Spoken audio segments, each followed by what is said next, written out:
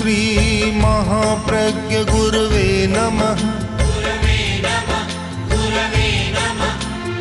ओम श्री महाप्रज्ञ गुरवे नमः। ओम श्री महाप्रज्ञ गुरवे नमः। ओम श्री महाप्रज्ञ गुरवे नमः।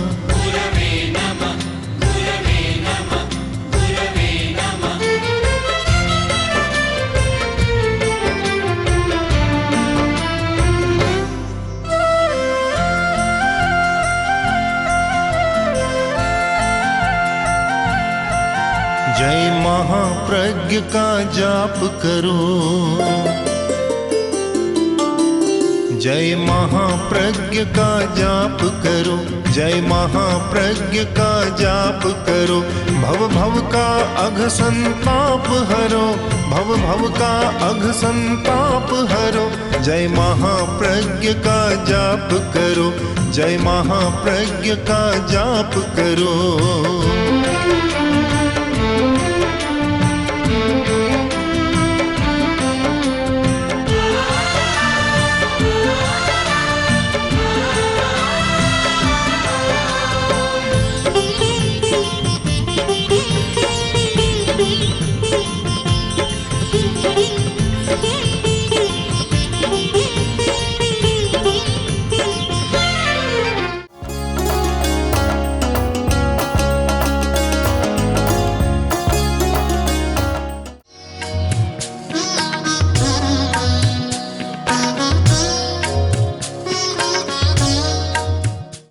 नमो अरहंताणं नमो अरहंताणं नमो अरहंताणं। समय का एक चक्र है, चक्र चल रहा है। दिन और रात, दिन आता है चला जाता है, रात आती है चली जाती है। दिन के बाद रात और रात के बाद दिन, प्रकाश और अंधकार दोनों साथ चल रही हैं। दिन और रात भी साथ चल रही, पर इतना अंतर है कि जब दिन होता है रात नहीं होती, और रात होती है तो दिन नहीं होता। पर ऐसा भी होता है कि दिन और रात दोनों साथ चल रहे। आदमी प्रकाश भी करता है और रात भी साथ में चलती।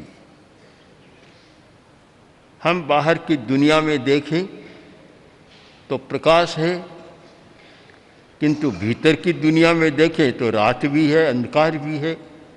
तो दिन और रात दोनों साथ चलते। मनुष्य ने प्रयत्न किया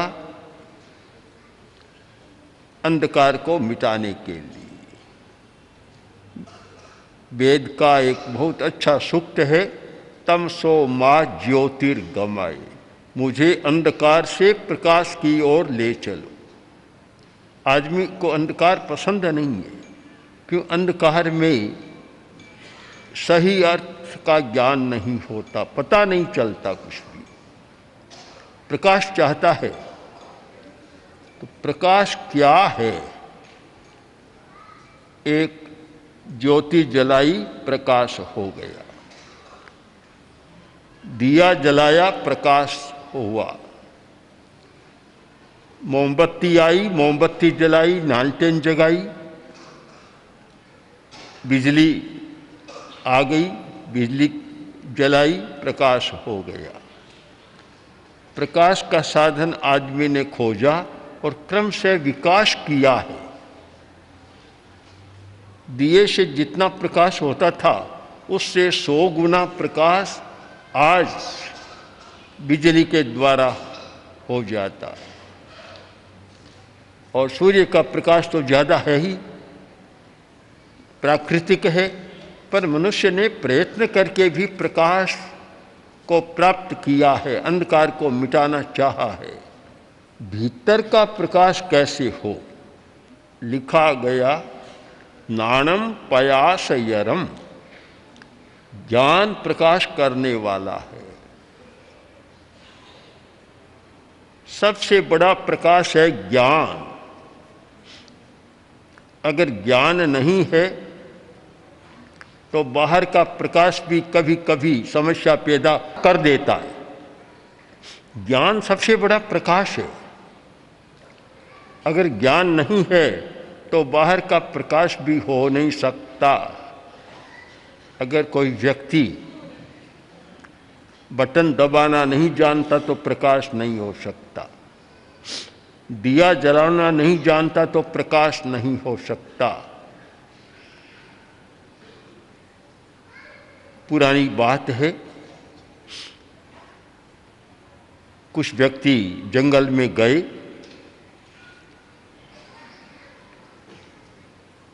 चार व्यक्ति थे। तीन ने कहा हम लकड़ियां काट कर ले आएंगे और तुम यहाँ रसोई बनाओ। दायित्व सौंप दिया। तीन बता दिया कि ये आग है, अगर आग बुझ जाए तो अरणी की लकड़ी पड़ी है, मथ कर आग निकाल लेना। तीनों चले गए। वह आराम से सो गया। सोचा अभी बहुत समय है, और जहाँ जहाँ आलस्य और प्रमाद होता है वहाँ विघ्न अवश्य आता है। तो प्रमाद किया। आलसी आदमी था, उठा, जागा तो बुझ गई आग। अब लकड़ियाँ पड़ी थी, लकड़ियों को लिया और टुकड़ा करना शुरू किया। अरणी की लकड़ी, अरणी में से आग निकलती है। टुकड़ा करना शुरू कर दिया, आग नहीं निकली।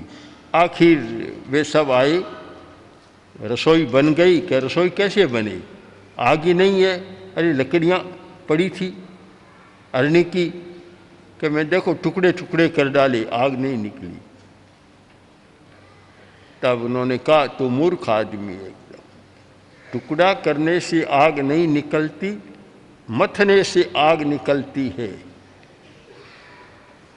तो जो चतुर कठहारा था उसने लकड़ियों को लिया, मथा, आग पैदा हो गई।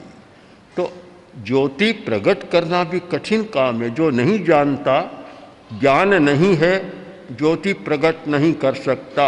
नानम पया सयरम, ज्ञान प्रकाश करने वाला है। आज की जो समस्या है, प्रकाश की समस्या बहुत उलझी हुई है। मूर्छा, मोह, भय इतना व्याप्त हो गया कि भीतर जाओ तो अंधकार ही अंधकार दिखाई देता है। मूर्छा बहुत बड़ा अंधकार है।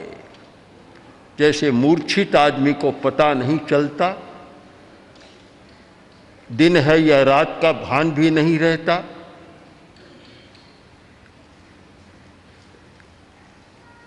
इतनी मूर्छा बढ़ गई पदार्थ के प्रति और उपभोग के प्रति कि वह पर्यावरण को प्रदूषित करता जा रहा है। कह भी रहा है कि पर्यावरण प्रदूषित हो रहा है, ओजोन की छतरी का छेद बढ़ रहा है, कह रहा है, पर कर वही रहा है कि जिससे पर्यावरण का प्रदूषण बढ़े और ओजोन की छतरी का छेद और चौड़ा हो जाए। काम वही कर रहा है।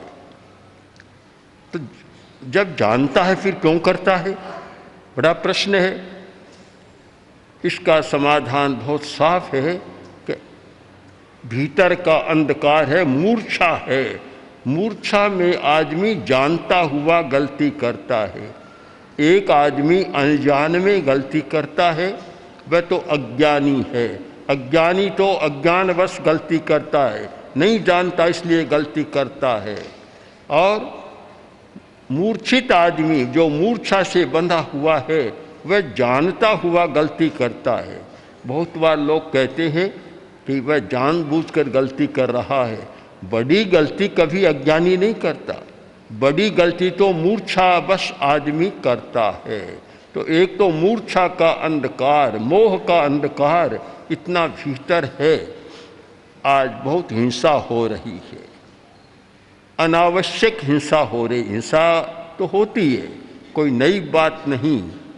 प्रकृति का एक ऐसा नियम है कि हिंसा रसोई के लिए, पेट भरने के लिए हर प्राणी कर रहा है, कोई नई बात नहीं। पर इस युग की नई बात यह है कि अनावश्यक हिंसा करता है। आदमी ही ऐसा है जो अनावश्यक हिंसा करता है। पशु अनावश्यक हिंसा नहीं करता। जंगली प्राणी है, हिंस्र प्राणी है, शेर, बाघ, चीता, भूख है तो मार देंगे, भूख नहीं है तो कोई प्राणी सामने चला जाए नहीं मारेंगे, क्योंकि उनका मारना लक्ष्य नहीं है। उनका लक्ष्य है अपना पेट भरना, भूख को बुझाना। जब भूख बुझ गई फिर वे नहीं मारेंगे। आदमी तो ऐसा है, अनावश्यक हिंसा, आज बिना मतलब हिंसा करता है। और यह युग तो अनावश्यक हिंसा का बन गया कि कोई प्रयोजन नहीं, बस एक वातावरण को बिगाड़ना है। गोलियां चलाओ, 10, 20, 50, 100 लोगों को मार डालो। एक विचित्र अंधकार पैदा हुआ है, ऐसा भयंकर अंधकार। इस युग को हम प्रकाशमय कैसे कहें? बाहर से तो प्रकाश बहुत बढ़ गया, इतना प्रकाश बढ़ा है कि कभी कभी तो दिन और रात का भेद करना भी मुश्किल हो जाता है। किंतु भीतर में अंधकार इतना फैलता जा रहा है कि आदमी को आदमी भी नहीं मानता। आदमी को मारना और तिनके को तोड़ने में जैसा कोई अंतर नहीं है। इतनी भयंकर हिंसा हम कैसे माने? प्रकाश का युग है। बाहर को देखें तब तो कहना होगा प्रकाश का युग है, और भीतर की दुनिया में जाएं, भीतर के जगत को देखें तो कहना होगा अंधकार का युग है। ये अंधकार कैसे मिटे? भीतर का अंधकार कैसे मिटे? ये बाहर का प्रकाश और भीतर का अंधकार दोनों साथ साथ कैसे चले? जहाँ प्रकाश है वहाँ अंधकार रहना नहीं चाहिए। एक बार अंधकार इंद्र के पास गया, स्वर्ग में गया, प्रार्थना की, प्रभो सारी धरती पर आपका साम्राज्य है, आपका आधिपत्य चलता है। बाहर से तो लगता है कि मनुष्य शासन कर रहा है, और वास्तव में आपका शासन चलता है। और आपके शासन में मेरा एक बड़ा प्रश्न है, एक मेरी समस्या है। इंद्र ने कहा, क्या समस्या है? कि सूरज मेरा पीछा कर रहा है, मैं उसे कुछ नहीं बिगाड़ता, कुछ नहीं करता, पर पता नहीं क्यों वह मेरा पीछा कर रहा है। मैं जहाँ जाता हूँ पीछे आता है, मुझे भगा देता, टिकने नहीं देता, चैन से बैठने नहीं देता।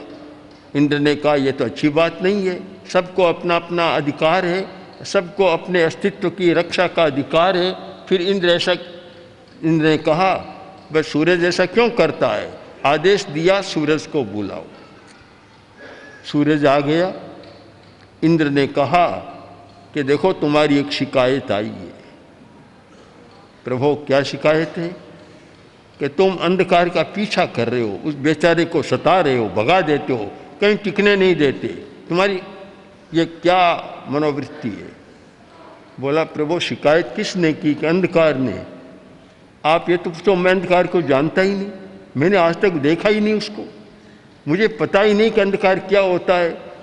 अब शिकायत करने वाला सामने तो आना चाहिए। आप मेरे सामने बुलाओ, तब पता चलेगा कि सच कह रहा है कि झूठ कह रहा है। इंद्र ने आदेश दिया कि अंधकार को बुलाओ और सामने प्रस्तुत करो। अधिकारी गए, जाकर कहा कि इंद्र तुम्हें याद कर रहा है, तुम चलो, सूरज वहाँ विद्यमान है और तुम चलो। वह बोला, मैं जाऊँ कैसे? जहाँ सूरज है मैं वहाँ जा ही नहीं सकता, मैं जाऊँगा तो मेरा पता ही नहीं चलेगा कि मैं आ गया हूँ।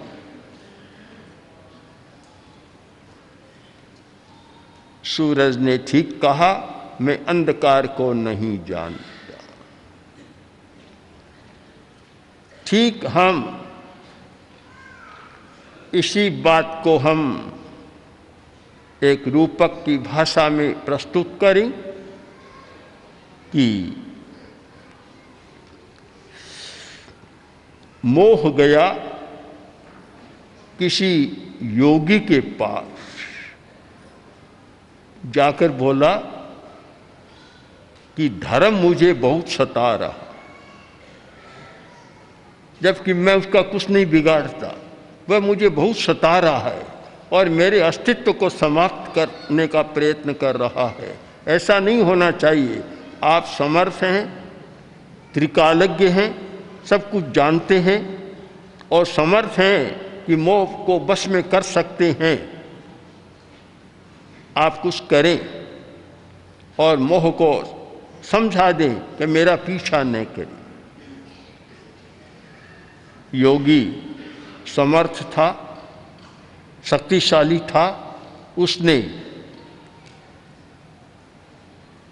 धर्म को बुलाया, बुलाकर कहा, भाई तुम मोह का पीछा क्यों कर रहे हो, उसके अस्तित्व को क्यों मिटा रहे हो? धर्म बोला, मोह कौन है मैं जानता ही नहीं, मुझे पता ही नहीं। शिकायत करने वाले को कम से कम जानकारी तो होनी चाहिए। मुझे पता नहीं कि मोह क्या है, मैं जानता नहीं हूँ। प्रभु, ये शिकायत किसने की? मैं जानूं तो किसी का अनिष्ट करूं, मैं उसे जानता नहीं, पहचानता नहीं कि कैसे ये बात कही। तो फिर योगी ने कहा, अब मोह को बुलाओ, फिर बुलाओ और सामने शिकायत प्रस्तुत करो। ये कहता मैं जानता ही नहीं। गए, जाकर बोले कि तुम्हें योगी याद कर रही हैं और मोह के पास चलो, योगी के पास चलो, जहां धर्म विद्यमान है, तुम्हारा न्याय होगा।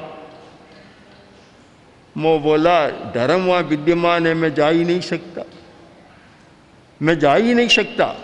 जहां धर्म है मैं वहां मेरा जाने का अधिकार ही नहीं है, मेरी शक्ति नहीं है। बात समाप्त हो गई। हम तात्पर्य की भाषा में इसको प्रस्तुत करें कि जहाँ धर्म है वहाँ मोह मूर्छा नहीं हो सकती, जहाँ सूर्य है वहाँ अंधकार नहीं हो सकता। सूर्य का काम है प्रकाश करना और धर्म का काम है भीतर के अंधकार को, मोह और मूर्छा द्वारा पैदा किए हुए अंधकार को दूर करना। आज आवश्यकता है उस धर्म की जो मूर्छा को दूर करे। भयंकर अंधकार जो भीतर का आ गया और वह हिंसा के रूप में प्रकट हो रहा है, वह अनैतिकता के रूप में प्रकट हो रहा है। बाजार में बहुत अनैतिकता चलती है, व्यापार में बहुत अप्रामाणिकता चलती है, ठगाई चलती है, शोषण चलता है और बड़े बड़े उद्योगों में शोषण और क्रूरता का व्यवहार चलता है। ये सारा अंधकार है, भीतर का अंधकार। अगर भीतर का अंधकार न हो तो ये चल नहीं सकता। प्रकाश चाहने वाले, ज्योति की अपेक्षा रखने वाले केवल बाहर का प्रकाश ही न करें किंतु भीतर का भी प्रकाश करें। केवल बाहर के अंधकार को मिटाने का ही प्रयत्न न करें, भीतर के अंधकार को मिटाने का भी प्रयत्न करें। जो मोह मूर्छा के कारण एक अंधकार गहराता चला जा रहा है, उस अंधकार को मिटाने का प्रयत्न करें।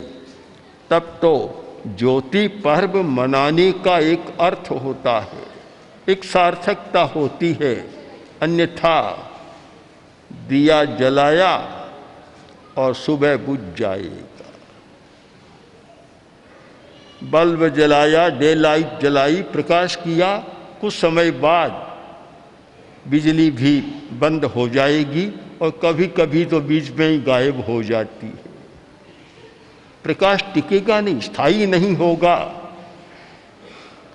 अगर भीतर का प्रकाश करो, ऐसा प्रकाश जो शाश्वत है, स्थायी बने, और उसमें सबसे बढ़िया बात यह है कि भीतर का प्रकाश, उसमें आए तुले पयासु, एक आत्मा दूसरी आत्मा में अपनी समानता का अनुभव करे, मेरे जैसा है। जम हंतव्यम तिमन्नसी, जैसे तू मारना चाहता है वह तू ही है, कोई दूसरा नहीं है। ये चेतना जाग जाए, यह है भीतर का प्रकाश। और भीतर का प्रकाश जब प्रकट होता है बहुत सारी समस्याएं समाहित हो जाती है। इसलिए ज्योति पर्व के आसपास तो हमें भीतर की बात भी सोचनी चाहिए। दीपावली आती है तो कुछ दिनों पहले से ही घर की सफाई, प्रकाश या और भी साज सज्जा, पता नहीं क्या क्या होता है, मिठाइयों की तैयारी आदि आदि सारी बातें होती है।